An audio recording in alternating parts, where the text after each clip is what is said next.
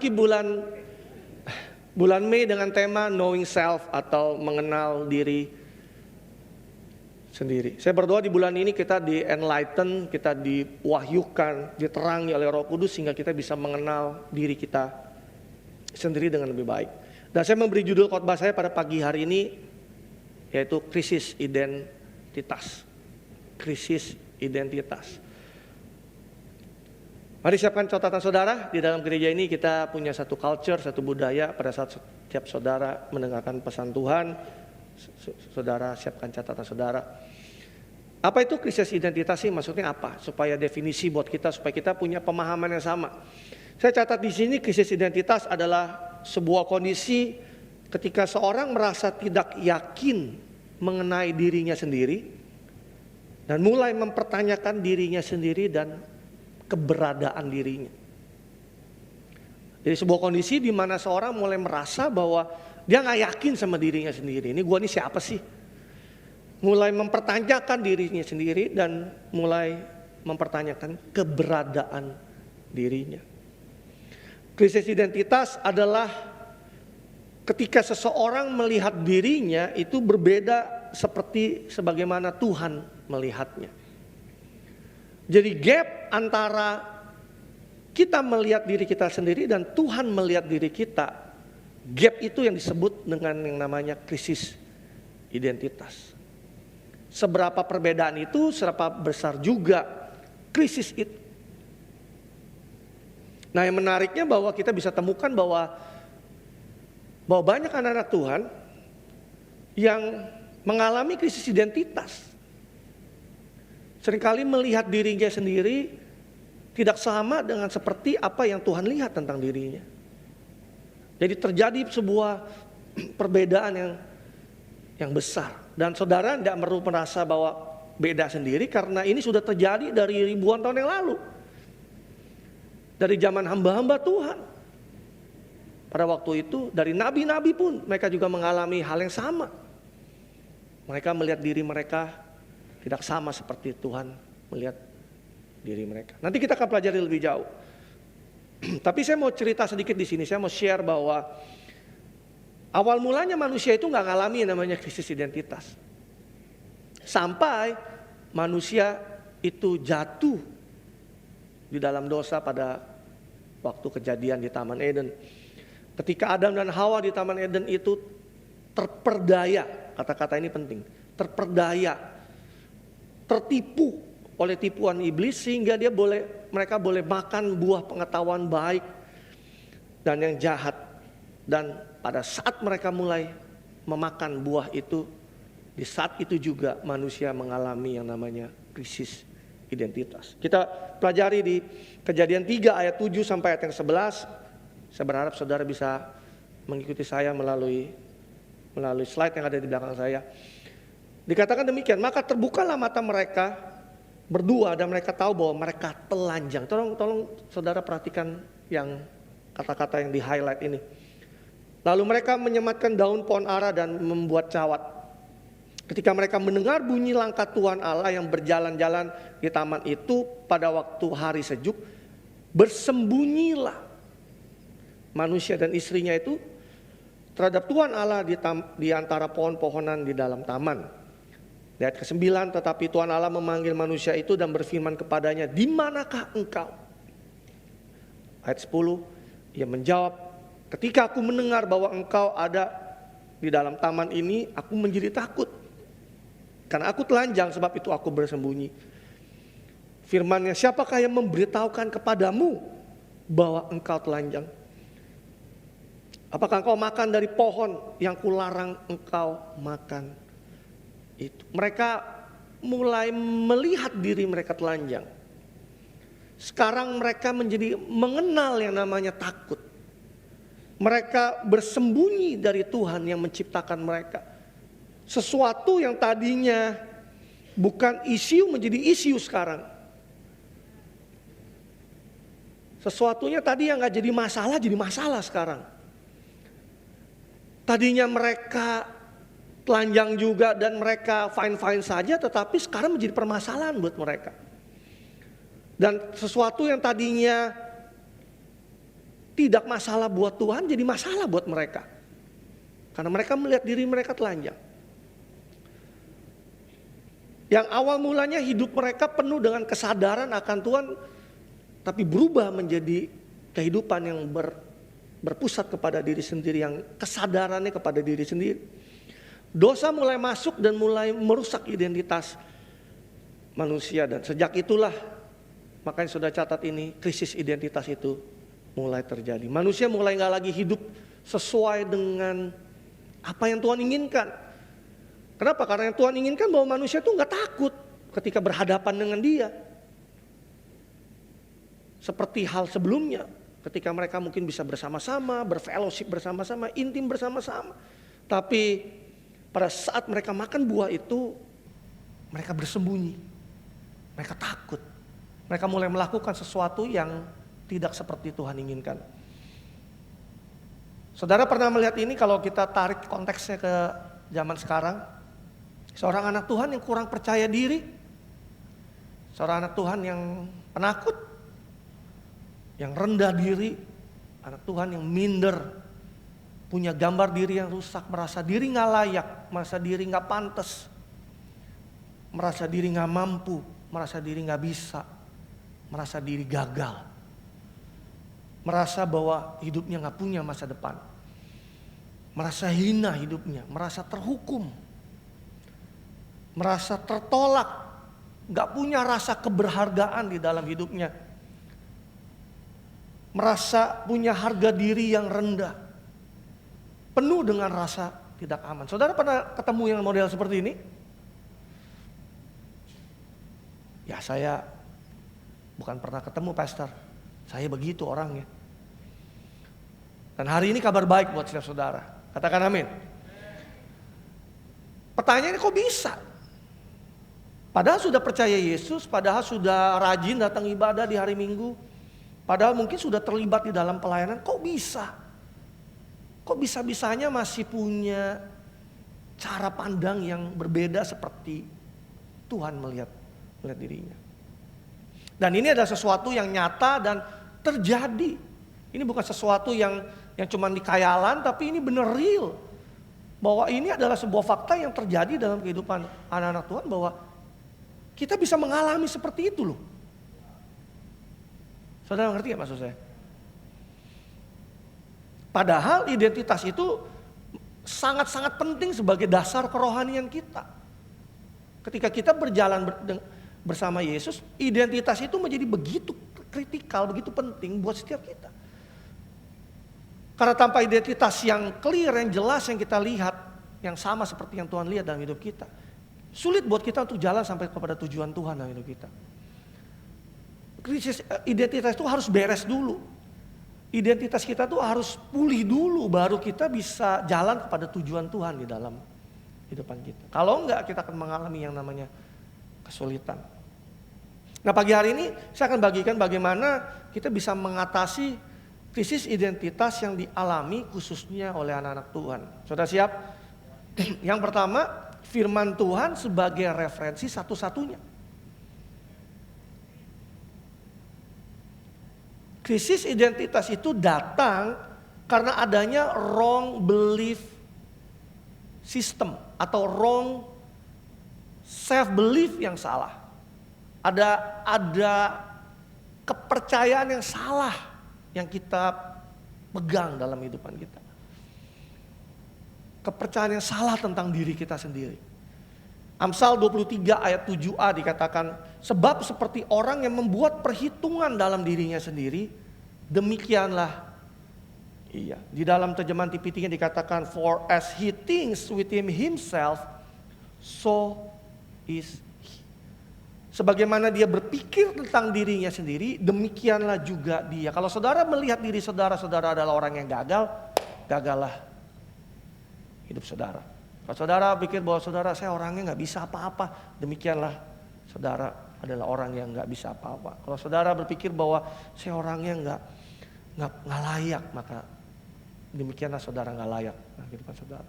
Jadi apapun yang saudara pikir tentang diri saudara sendiri, demikianlah saudara. Artinya bahwa di dalam pikiran kita ini ada begitu banyak hal yang kita harus rubah. Pertanyaan saya pagi hari ini adalah, apa yang kita pikirkan tentang diri kita sendiri?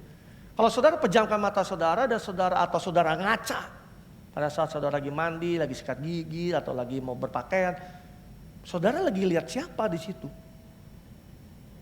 Apa yang saudara pikirkan tentang diri saudara sendiri? Apa yang kita lihat di dalam pikiran kita tentang diri kita sendiri?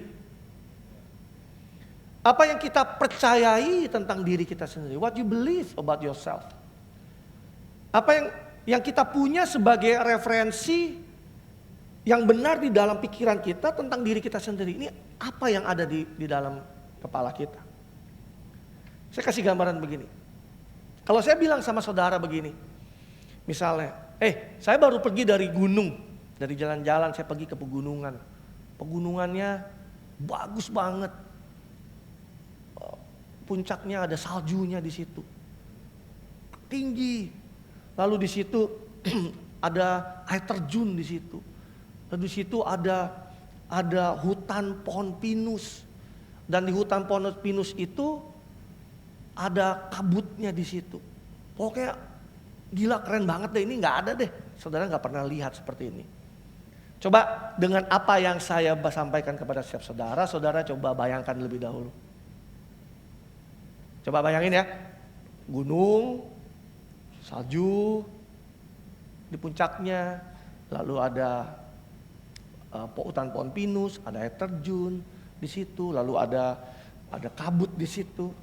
Nah, pada saat saya mengajak saudara untuk bisa coba saudara pikirkan, coba saudara pahami apa yang saya sampaikan, maka saudara akan coba membayangkan dengan pemahaman dan dengan segala pengertian yang terbatas yang saudara punya tentang gunung itu sendiri.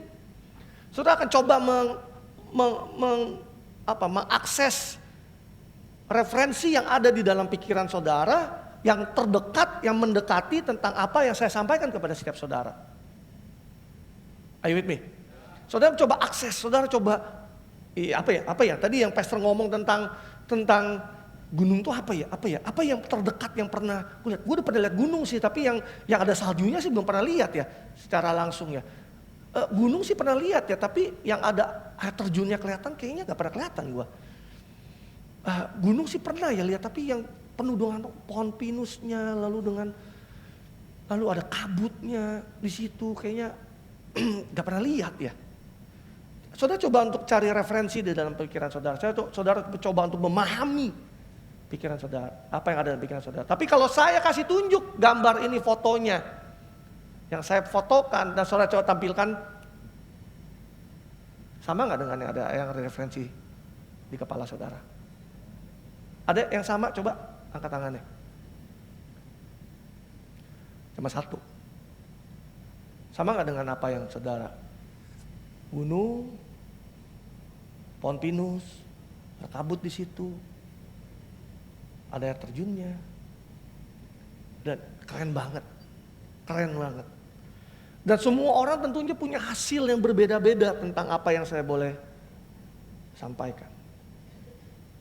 Dengan apa yang saya bagikan ini sebagai sebuah referensi yang clear, yang jelas buat setiap saudara, sehingga pada saat saya mencoba menyampaikan tentang gunung ini, kebetulan adalah namanya Yosemite di California. Ini adalah national park atau taman nasional. Pada saat saya bilang, lu gunung yang kayak yang pernah pastor kasih tahu. Oh, gue udah tahu, gue udah lihat, gue udah tahu. Oh, gunungnya tinggi, salju.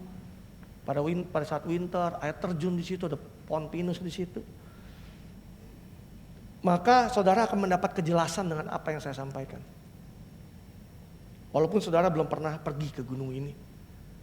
Maksudnya apa sih pastor tadi ngomong soal gunung-gunung? Demikian firman Tuhan. Firman Tuhan itu memberikan kita gambaran yang jelas, memberikan kita clarity, memberikan kita sesuatu yang clear, referensi yang pasti tentang siapa diri kita, sekalipun kita belum melihatnya itu ada di dalam diri kita. Tapi firman Tuhan itu sudah memberikan gambaran yang jelas. Apa yang boleh saya tampilkan di sini, ini memberikan referensi yang jelas bahwa kalau bicara tentang gunung yang bagus, pegunungan yang bagus, yang indah, saudara sudah punya referensi bahwa Satu kali mungkin kalau ada kesempatan gue mau pergi ke gunung itu. Sekalipun saudara belum pernah ke gunung itu. Ngerti gak maksud saya? Tapi saudara sudah punya referensi gila nih. Ini masuk ke bucket list gue nih. Kalau besok-besok gue seneng traveling, ini gue boleh datang ke sini. Sekalipun saudara belum pernah ada di sana. Tapi saudara sudah mulai memahami. Saudara mulai mengerti. Demikian juga firman Tuhan di dalam kehidupan saudara tentang diri saudara sendiri. Itu memberikan referensi buat setiap saudara. Demikianlah saudara adanya. Sampai kita mengalami Tuhan dan kita mengalami peneguhan atau afirmasi dari Tuhan. Demikian kita adanya sehingga kita bisa melihat diri kita sama seperti Tuhan melihat diri kita. Sampai kita mengalami Tuhan. Kalau dulu kita bilang gue orangnya gagal. Aku tuh gagal, orang gagal. Aku tuh orang gak punya masa depan. Sampai saudara menangkap dan memahami bahwa firman Tuhan bilang bahwa kamu punya masa depan yang penuh dengan pengharapan dan Tuhan sediakan itu dalam kehidupanmu. Tapi saudara melihat saat ini bahwa gue kayaknya nggak lihat ada masa depan yang penuh pengharapan. Sampai saudara ngalami Tuhan sendiri. Sehingga saudara bisa melihat, ya mungkin saat ini aku kelihatannya belum sampai ke sana punya masa depan yang penuh dengan pengharapan itu. Seperti ini dijanjikan Tuhan. Tapi aku percaya dan aku bisa melihatnya sendiri. Bahwa aku punya masa depan yang penuh dengan pengharapan. Sama seperti tadi sampai saudara pergi sendiri ke gunung itu dan saudara merasakan dan melihatnya sendiri aslinya. Nah, gila keren banget ini benar-benar gak ada. Dan apa yang saya boleh bagikan ini menjadi sebuah standar yang baru buat saudara. Kalau bicara tentang gunung. Ngerti gak maksud saya? Saudara bisa pergi ke gunung mana aja tapi kayaknya yang gunung-gunung ini sih kayaknya gak sekeren yang waktu itu pastor kasih lihat deh. Bagus sih tapi ya kurang lah, lebih bagus yang ini. Itu menjadi sebuah standar buat setiap saudara dan saya. Artinya firman Tuhan itu menjadi sebuah standar buat setiap kita. Jadi ketika ada orang lain atau dunia coba menawarkan sebuah identitas lain daripada seperti yang Tuhan tentukan dalam hidup saudara, saudara bisa berkata, no. Tetap yang Tuhan berikan, yang katakan tentang saya, itu sudah yang terbaik, sudah final. Ngerti gak maksud saya? Kalau dunia coba melabel saudara atau melabel saudara, lu memang orangnya gak payah, memang lu mah bego orangnya. Dunia mencoba, siapapun itu, mencoba melabel saudara. Mencoba menanamkan identitas di dalam hidup saudara. Tapi pada saat saudara punya referensi yang terbaik, yang adalah firman Tuhan, dan saudara percaya hal ini, saudara gak akan mau untuk menelan setiap perkataan dari orang lain tentang hidup saudara.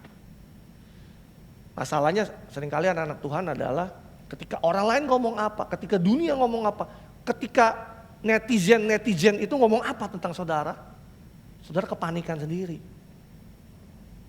Saudara mulai gelisah, saudara mulai gak yakin dengan hidup saudara. Saudara mulai merasa bahwa saudara udah dicap kanan kiri oleh orang lain tentang hidup saudara. Karena saudara gak punya referensi yang benar tentang hidupmu. Tapi kalau saudara punya firman Tuhan menjadi satu-satunya referensi dalam kehidupanmu, maka saudara gak akan goyah, saudara gak akan tergoyahkan tentang identitas saudara sendiri. Katakan amin. Firman Tuhan itu harus bisa menggantikan semua opini dan semua referensi yang pernah ada tentang diri kita. Itu harus menggantikan itu. Dan kita belajar untuk bisa melihat di situ. Yang mengerti katakan amin.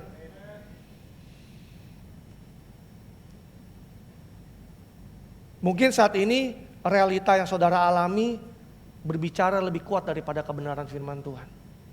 Hanya saudara yang tahu sama Tuhan. Tapi saya mau katakan bahwa ini harus dirubah. Referensi tentang diri saudara sendiri hanya boleh datang dan hanya datang daripada firman Tuhan. Ada satu kisah di dalam Bible tentang Gideon. Di Hakim-Hakim 6 ayat 11 sampai ayat yang ke-16. Mari kita baca di sini. Hakim-Hakim 6 ayat 11.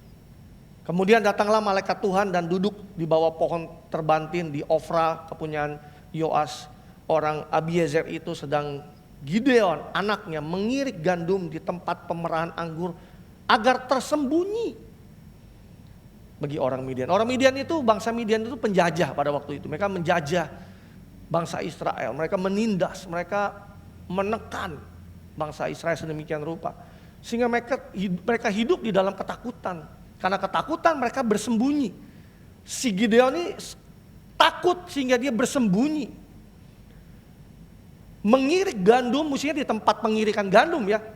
Tapi dia mengirik gandum di tempat pemerahan anggur, kamuflase. Di ayat ke-12, malaikat Tuhan menampakkan diri kepadanya dan berfirman kepadanya, Tuhan menyertai engkau ya pahlawan yang gagah berani.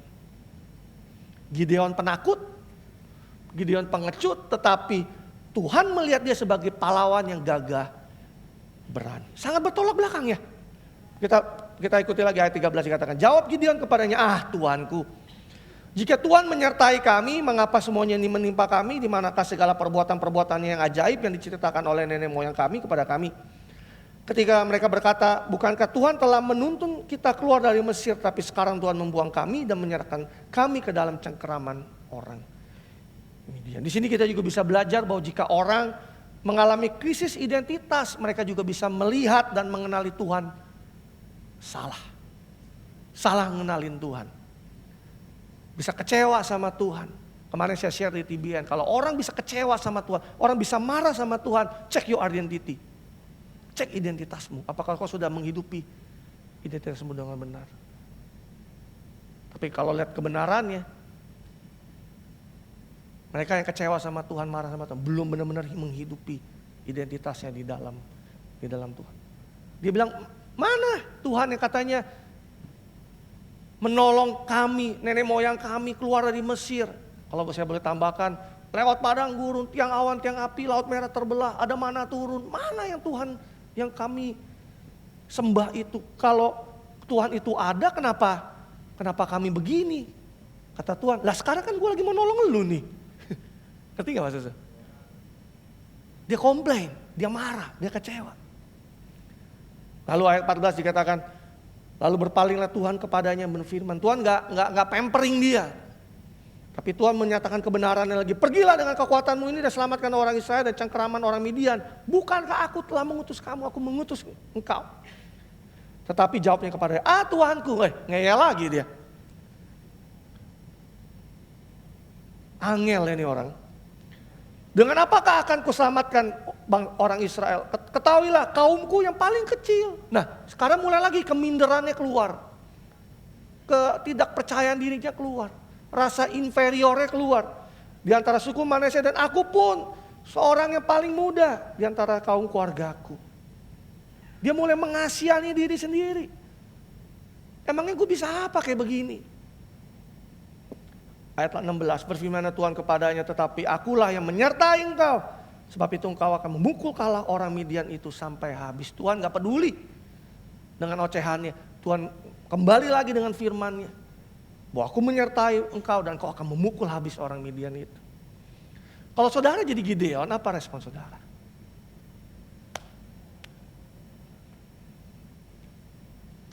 Halo? Ini rahasia ya, saya boleh bagikan. Tapi ini sering terjadi di gereja ini. Kalau seseorang sedang dipersiapkan jadi home leader. Rahasia, jangan bilang siapa-siapa ya. Aku gak bisa pastor. Aku gak bisa jadi leader. Aku gak bisa lah. Aku gak bisa ngomong. Aku gak bisa ini, gak bisa. Tapi jangan bilang siapa-siapa. Itu terjadi di gereja ini.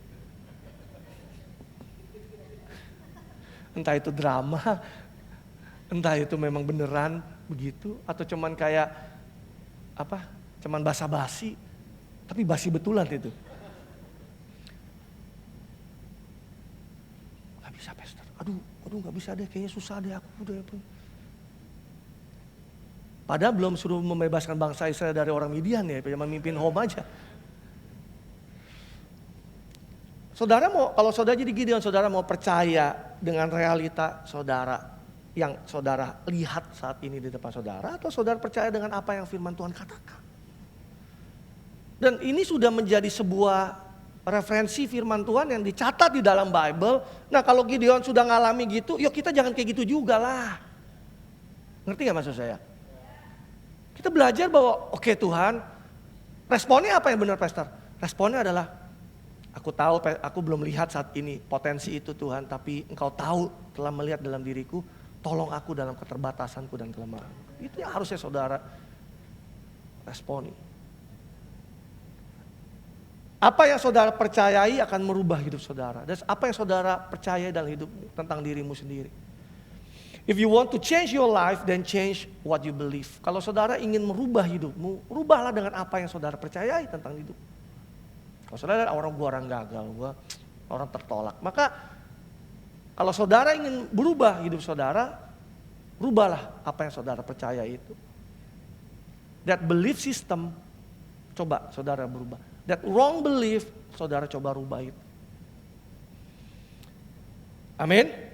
Yang kedua, Tuhan telah memberikan identitas yang baru. Tadi dikatakan bahwa manusia kehilangan identitasnya sejak kejatuhan di Taman Eden. Tapi kabar baiknya 2000 tahun yang lalu pada saat Yesus datang, Yesus mati dan Yesus bangkit 2000 tahun yang lalu, Dia memberikan identitas yang baru buat setiap saudara dan saya. Di Efesus 2 ayat 10 di dalam terjemahan sederhana Indonesia dikatakan, keselamatan kita adalah hasil karya Allah sendiri. Kita yang bersatu dengan Kristus Yesus secara rohani diciptakan kembali menjadi manusia baru. Katakan sama saya, manusia baru. Dengan begitu kita dimampukan untuk melakukan hal-hal yang baik yang sudah Allah rencanakan sejak semula untuk kita lakukan. Bible mengatakan bahwa kita ini yang bersatu dengan Kristus Yesus, kita ini diciptakan kembali menjadi manusia baru. Jadi di dalam Yesus kita ini adalah manusia baru. Di dalam Kolose 1 ayat 21 sampai ayat 22 dikatakan, juga kamu yang dahulu hidup jauh dari Allah dan yang memusuhinya dalam hatimu dan pikiran seperti yang nyata dalam perbuatanmu yang jahat. Sekarang kamu diperdamaikannya di dalam tubuh jasmani Kristus oleh kematiannya. Untuk apa? Untuk menempatkan kamu kudus dan tak bercelah dan tak bercacat di hadapan. Manusia baru kita itu kudus. Manusia baru kita itu tidak bercelah, manusia baru kita itu tidak bercacat di hadapan Bapa di sorga. Manusia baru kita itu manusia yang segambar dan serupa dengan Allah sendiri. Persis sama seperti manusia yang mula-mula yang diciptakan oleh Allah sebelum jatuh di dalam dosa. Roma 5:1 dikatakan begini di dalam TPT-nya. Our faith in Jesus transfers God's righteousness to us, and He now declares us flawless in His eyes. This means we can now enjoy true and lasting peace with God, all because of what our Lord Jesus, the Anointed One, has done for us. Terjemahan bebas segini, iman kita kepada Yesus mentransfer kebenaran Allah kepada kita, dan Dia sekarang menyatakan kita tuh gak bercacat di matanya. Wow. Ini berarti kita sekarang dapat menikmati kedamaian sejati dan abadi dengan Allah, semua karena apa yang telah dilakukan oleh Tuhan kita Yesus yang diurapi bagi kita. Dengar ini, listen to this. Ini steak wagyu nih. Steak wagyu nih. A5 nih. Karena iman kepada Yesus, catat baik. Kebenaran Allah itu ditransfer kepada kita. Apa yang menjadi kebenarannya Allah, itu menjadi kebenarannya kita. Sehingga kita ini yang tadinya penuh dengan kelemahan, penuh dengan kekurangan, kita yang tadinya berdosa, kita yang tadinya bersalah, kita tadinya gak layak, kita yang tadinya, saudara boleh sebut apa aja. Pada saat kita menerima kebenarannya Allah itu, karena iman kepada Yesus, dari apa yang telah Yesus kerjakan buat setiap kita, kita lah menjadi kebenaran Allah itu sendiri. itu menjadi identitasnya kita, menjadi identitas saudara, dan menjadi identitas setiap kita. Dan kita dikatakan dikenakan jubah kebenaran, kita dikenakan jubah kebenaran, kita berpakaian pakaian Kristus. Sehingga yang Bapa lihat dalam hidup kita bukan lagi kita yang penuh dengan kekurangan, kita yang jatuh di dalam dosa, kita yang lemah, kita yang malas baca Alkitab, kita yang malas ibadah, kita yang gak mau melayani Tuhan, kita yang kadang up and down, kita yang kadang-kadang bisa buat kesalahan, kita yang masih bisa buat dosa, kita kadang yang masih suka marah-marah sendiri, kita masih yang gak sabaran, kita yang masih cemburu, kita masih suka iri sama orang. Tuhan gak lihat itu, Bapak gak lihat itu, Bapak lihat jubah kebenaran Yesus yang ada di dalam kehidupan kita. Dan dia lihat kita itu gak bercacat.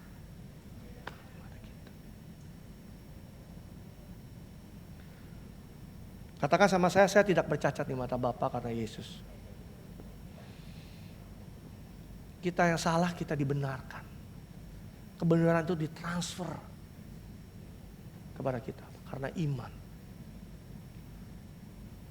Maka dari sini kita tahu bahwa nggak ada satu orang pun yang bisa melakukan segala sesuatu yang baik untuk mendatangkan kebenaran buat dirinya sendiri. Karena kebenaran itu datang karena iman ditransfer kepada kita. Tapi Pastor, kayaknya saya masih belum cerna nih. Saya ini penuh kekurangan, saya ini masih lemah, saya ini masih bisa buat dosa, saya masih marah-marah di rumah. Tadi aja pagi masih marah sama istri saya. Saya masih gak sabaran, saya masih emosi, saya masih daging, masih susah ngampuni. Saya masih gak percaya diri, saya masih minder, saya masih gagal di masa lalu, saya masih... Saudara sebutlah. A sampai Z-nya saudara boleh tulis semua tuh, saya masih begini, masih begini, masih begini. Saya mau katakan kepada saudara kabar baiknya, saudara tidak bercacat di mata Bapa di sorga kata Yesus. Hari ini bertabrakan dengan kebenaran. Boom. Waktu itu Pastor Leo pernah bilang kalau saudara merasa bahwa saudara tertabrak dengan kebenaran. Aduh, kok kebenarannya begini ya? Berbeda dengan apa yang saya tahu selama ini. Karena memang wrong belief saudara udah segitu kuatnya sehingga saudara terbentur dengan kebenaran terasa segitu kerasnya. Ngerti gak maksud saya? Tapi saya berdoa saudara mulai mengalami kebenaran firman Tuhan pada hari ini dan saudara mengalami perubahan dalam saudara melihat diri saudara sendiri. Saudara tidak bercacat itu bukan karena perbuatan saudara, karena bukan perbuatan baik saudara, bukan karena hasil usahamu, bukan karena ritual agamawi yang saudara lakukan, tapi karena iman kepada Yesus. Jadi dengar baik ini, jadi sedemikianlah benar Yesus di mata Bapa, demikian benarlah kita di mata Bapa di sorga. Jadi sebagaimana Yesus di mata Bapa, sedemikianlah kita di mata Bapa di sorga. Wagyunya enak banget. Kalau saudara yang bisa makan wagyu, saudara, aduh enak banget ini wagyunya. Ini daging. Ini bukan susu, ini daging buat saudara. Kalau saudara punya pemahaman yang benar tentang hal ini, kebenaran firman Tuhan bahwa aku ini benar karena Yesus. Jadi kalau pada saat kita ngerti ini, pada saat kita puji-pujian, pada saat kita penyembahan. Tadi kan lagu tadi dikatakan bahwa semua telah kau lakukannya untukku Tuhan. Semuanya memang Yesus yang kerjakan, bukan kita. Bagian kita percaya apa yang dia lakukan. Dan mulai dengan apa yang kita percaya itu kita mulai melihat. Sehingga yang kita percaya itu mulai mentransformasi kehidupan kita. Amin. Yang terakhir, hidupi identitas baru kita. Tadi pada saat kita sudah tahu bahwa Tuhan telah memberikan manusia baru buat kita, kita punya identitas yang baru. Hidupi dong identitasnya. Hendaklah kalian hidup sebagai manusia baru yang diciptakan menurut pola Allah, yaitu dengan tabiat yang benar, lurus dan suci. Di dalam Efesus 4 ayat 24 di dalam bahasa Indonesia masa kininya. Hendaklah kalian, hendaklah kita semua nih, hiduplah sebagai manusia baru. Yang apa? Manusia baru diciptakan menurut polanya Tuhan. Yaitu dengan tabiat yang benar, yang lurus, dan yang suci. Dalam terjemahan Sederhana Indonesia dikatakan, sebagaimana kamu memakai baju baru, begitu hendaklah seluruh hidupmu menjadi baru. Karena kamu sudah diciptakan menjadi manusia baru yang mencerminkan sifat-sifat Allah. Dengan demikian kamu akan sungguh-sungguh hidup suci dan benar di hadapannya. Kalau saudara punya baju baru ya, baju pergi baru nih. Bajunya itu keren banget. Bajunya itu bagus banget. Warnanya mode 2003. Bajunya yang trendy banget. Bajunya yang kalau saudara pakai, saudara merasa confidence. Saudara pada saat saudara pakai, saudara merasa, pernah gak sih saudara pakai pakaian baju gitu ya?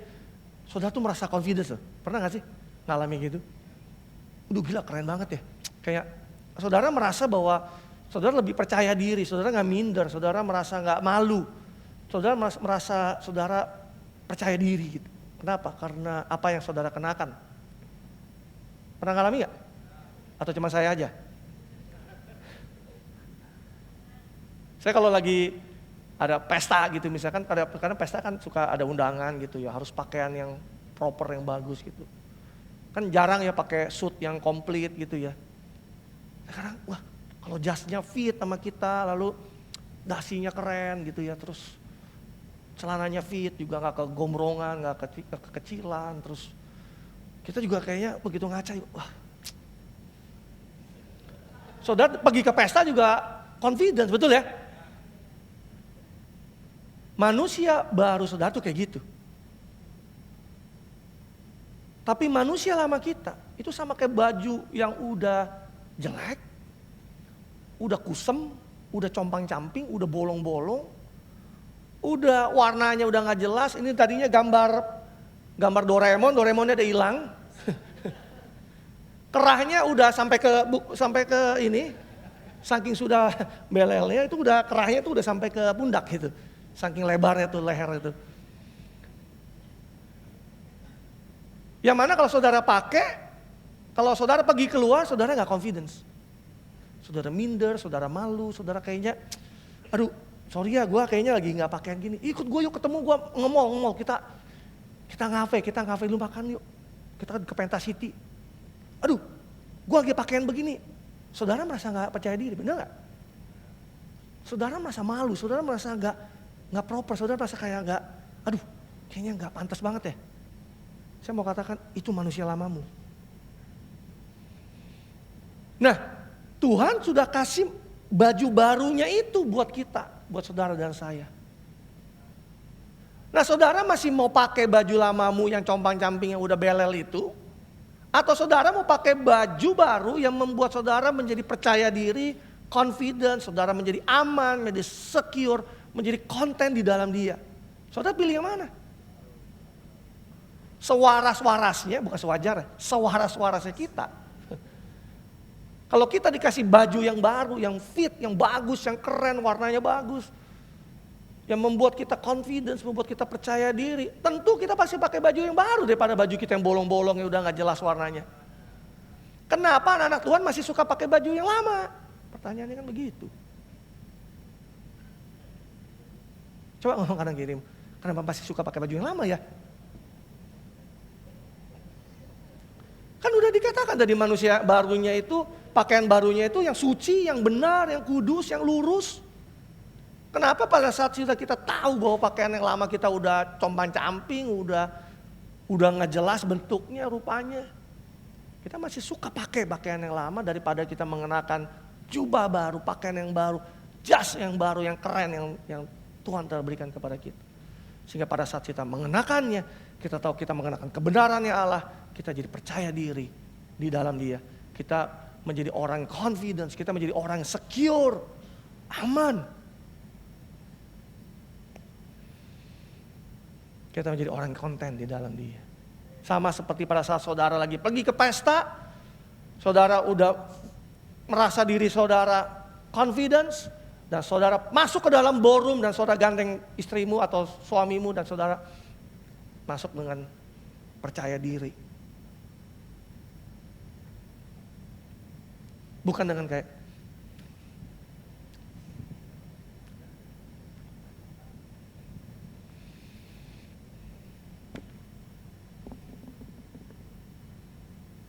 yang mengerti katakan amin.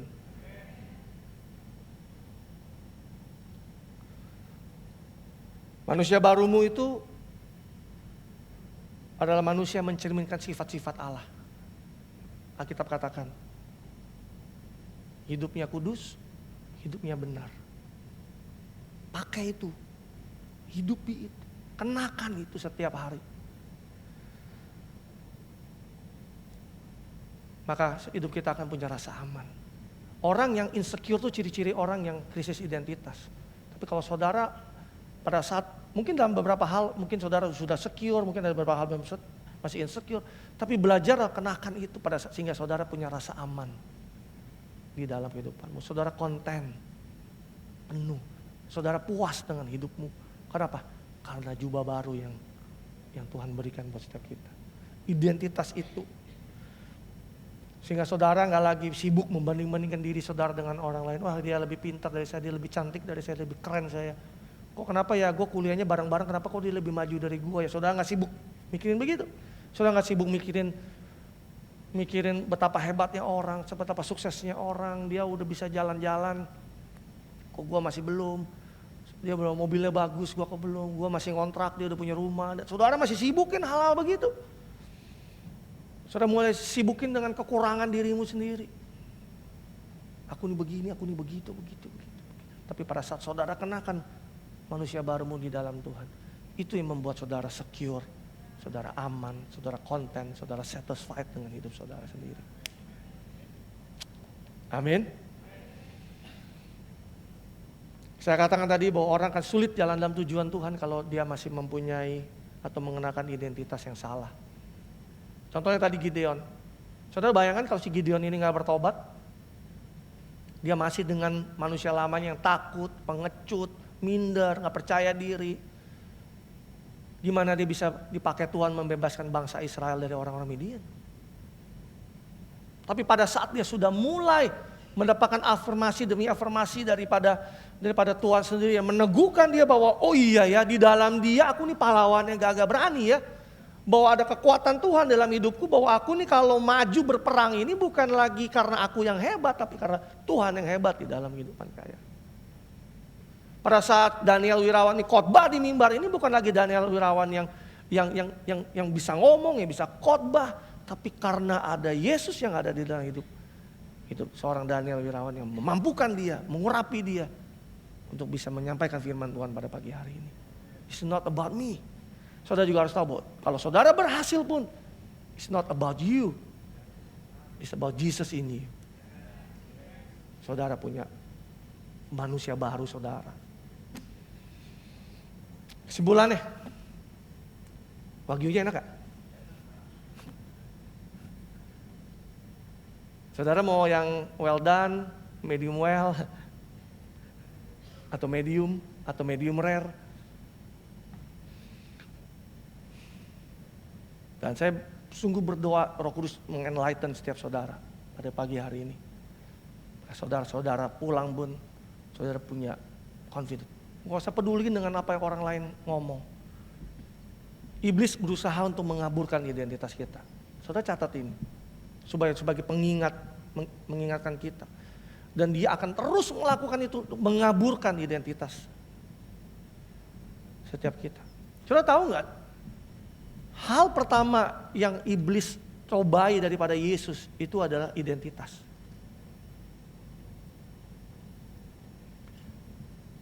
Pada saat Yesus sebelum dia pelayanannya, dia datangi Yohanes Pembaptis dan dia dibaptis. Kita tahu ceritanya itu, kisahnya. Pada saat Yesus keluar dari air, Roh Kudus dicurahkan, Roh Kudus turun. Dan lalu ada suara yang dari sorga yang berkata, Bapa ngomong gini sama Yesus, ini anak yang kukasihi. Kalau dalam terjemahan lainnya, ini adalah anak yang sangat kukasihi dan kepadanya lah aku berkenan. Tapi sesaat kemudian ayat selanjutnya di pasal berikutnya di Matius 4 ayat yang ketiga. Saudara perhatikan ini kita ayat terakhir. Bacaan yang terakhir.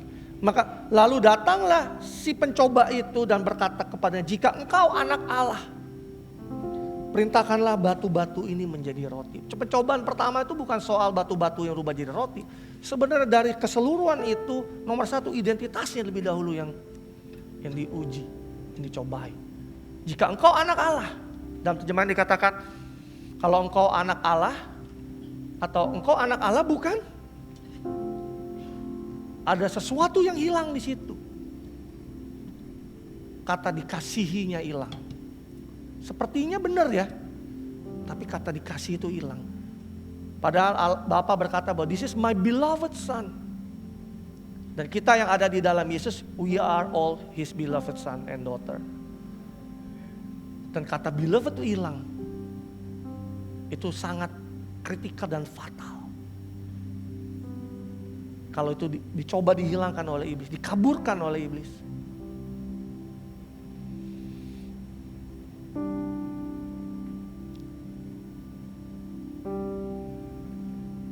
Jadi jangan pernah menyebut dirimu sesuatu yang bukan Tuhan panggil tentang dirimu. Jangan sampai izinkan iblis mengaburkan identitasmu. Bahwa kita bukan sekedar anak Tuhan doang, tapi kita anak Tuhan yang sangat dikasihinya. Kemarin di TBN saya tutup dengan kita yang punya anak, kita yang sudah berkeluarga, kita punya anak. Kita mungkin lebih ngerti apa yang saya sampaikan, bahwa kita ini begitu mengasihi anak-anak kita. Saking demikian kita mengasihi dia tuh kayak we give all the best. Tapi tahu gak saudara bahwa Bapa di surga itu jauh lebih mengasihi kita daripada kasih kita yang terbaik yang kita bisa berikan sama anak kita. We love our kids, we love our children. Tapi kasih Bapa sama kita jauh lebih daripada itu. Untuk saudara dan saya, kasihnya gak pernah habis dalam kehidupan kita. Jadi jangan mau saudara dipanggil yang lain. Jangan saudara mau dilabel oleh orang lain, oleh dunia, oleh iblis yang jelas bukan datang daripada Tuhan. We are the sons of most high God. Kita ini adalah anak-anak Allah yang maha tinggi. Jangan mau standarnya diturunin.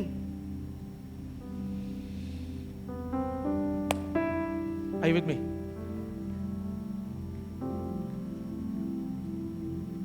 Jangan mau. Saudara tahu labelnya dunia,